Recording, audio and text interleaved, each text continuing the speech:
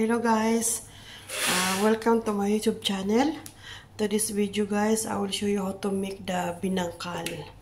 Pwede ito siya pang negosyo guys. The first one guys, I put the 1 egg and also 2 tablespoons of butter. I add guys the half cup of sugar. At saka guys, 1 cup of liquid milk. Tsaka guys, pag wala kayong liquid milk guys, pwede kayong gagamit ng powder milk, 3 tablespoons of powder milk. I add 1 teaspoon of vanilla liquid. Tansyado lang to guys kasi huwag lang masyadong madaming vanilla. Haluin lang. At saka salt, 1/4 lang teaspoon of salt. At saka 1 spoon of huwag lang masyadong puno guys yung yung ito, ganito lang guys baking powder.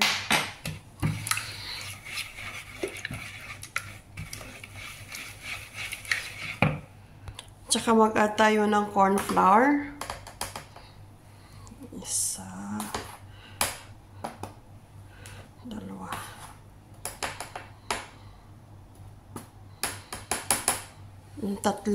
tatlong spoon guys na corn flour.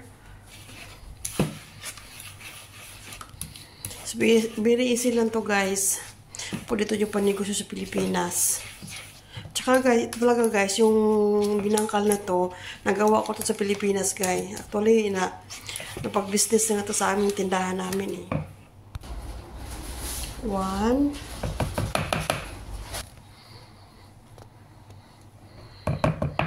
2,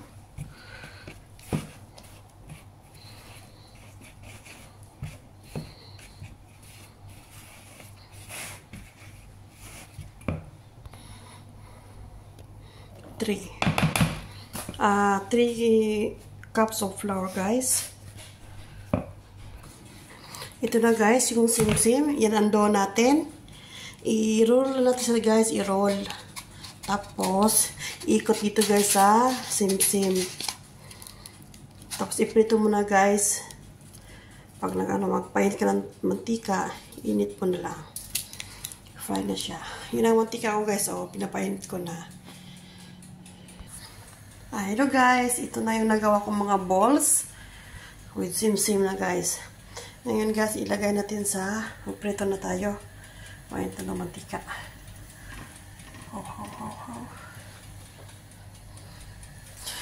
This one guys, magprito kayo guys, small fire lang guys ha.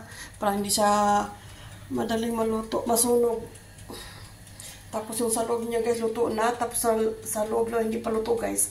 So ibabaw lang na kailangan. Dip yung mantika niya. Tsaka medium heat lang sa fire. Yan siya guys.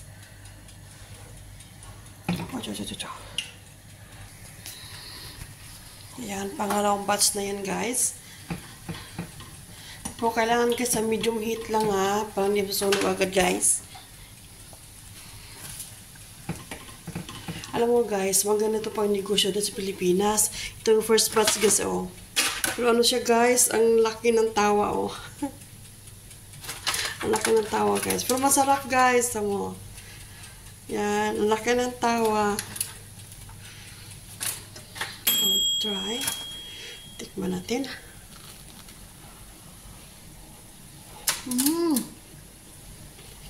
Ang sarap guys.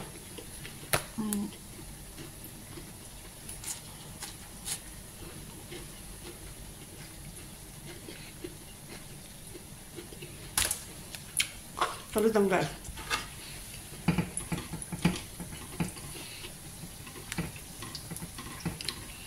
Promise guys, ang sarap. Medyo ma-crunchy siya. Kasi nilagay ko to ng 3 spoon na corn flour guys. Ang sarap guys. Malambot siya guys. Masarap na pang negosyo. Kung kayo na sa Pilipinas, pwede ka manegosyo nito guys. Kasi guys, itong negosyo na sa amin sa Pilipinas guys, sa mama ko guys, sa tindahan. Hindi na kami nangumpra ng ng binangkal. Ito lang tinitinda nila. Mismo kami nang gumagawa. Yan guys. Yan, na-praise product namin guys. Oh. Thank you for watching guys. Please subscribe my YouTube channel, Jean Cano Vlog. Bye guys.